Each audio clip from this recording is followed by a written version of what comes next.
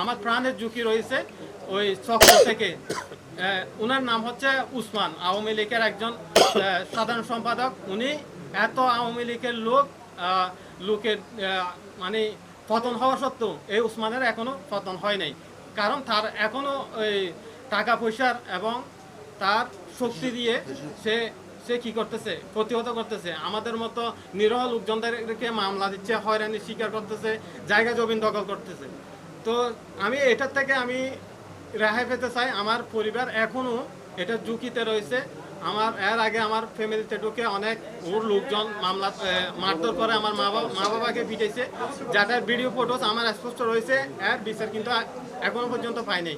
কিন্তু আমার একটা দুঃখ লাগতেছে, আওয়ামী লীগের এত লোকজন ইয়া হয়ে এখনো জেল হাতায় রয়েছে বা যাই হোক নির্মূল হয়েছে, কিন্তু এই উসমান কেন নির্মূল হচ্ছে না?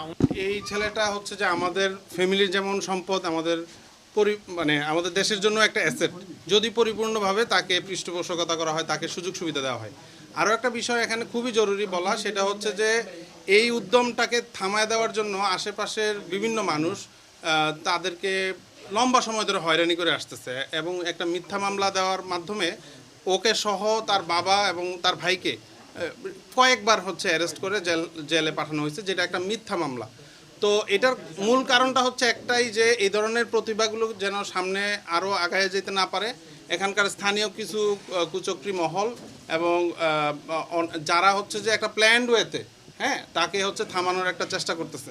সো আমরা যেটা সরকারকে এবং প্রশাসনকে জানাইতে চাই যে এই ছেলেটাকে এবং আমাদের এই ভাইকে যেন পরিপূর্ণ সিকিউরিটি দেওয়া হয়। তার ফ্যামিলির বিরুদ্ধে যে মিথ্যা মামলাটা হয়েছে সেই মামলাটা যেন প্রত্যাহার হয়। এবং হচ্ছে যারা খুব রিসেন্টলি কিন্তু এই ঘরের মধ্যে, আপনারা যে ঘরে আছেন এই ঘরের মধ্যে গুরুতর হামলা হয়েছে, যে এটা পুরো ঘর ভেঙে তছনছ করা হয়েছে এবং আমার ফুফিকে ওনার গায়ে পর্যন্ত অ্যাসল্ট করা হয়েছে, আমার ফুফাকে মারা হয়েছে। এই যে হামলা করছে যারা, এই দেখেন সেই ছবিটা, সেই হামলা করছে যারা, তাদেরকে আমরা চাচ্ছি যে তাদেরকে যেন আইনের আওতায় আনা হয়, তাদের ব্যাপারে যেন শাস্তি প্রদান করা হয়।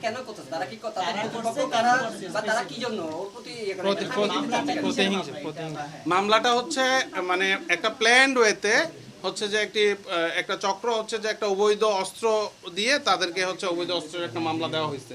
এবং কেন করা হচ্ছে মূলত এই যে দেখতেছেন এই যে হিংসা একটা ব্যাপার আছে, অনেক ক্ষেত্রে বিদ্বেষ কাজ করে আশেপাশের লোকজনের, অনেক ক্ষেত্রে জায়গা জমির ব্যাপার থাকতে পারে, ইচ্ছাকৃতভাবে আর কি এটা করা। কারণ হচ্ছে আশেপাশের লোকজন বা অনেকেই হয়তো বা এখানে আরো বড় কোনো মহলও জড়িত থাকতে পারে, বড় কোনো প্রভাবশালী মহল জড়িত থাকতে পারে, যেন সে সামনের দিকে আরো এগিয়ে নিয়ে না যায় এবং হচ্ছে যেন সে তার ফ্যামিলি যেন একটা ঝামেলায় পড়ে তার অগ্রগতিটা যেন থমকে যায়।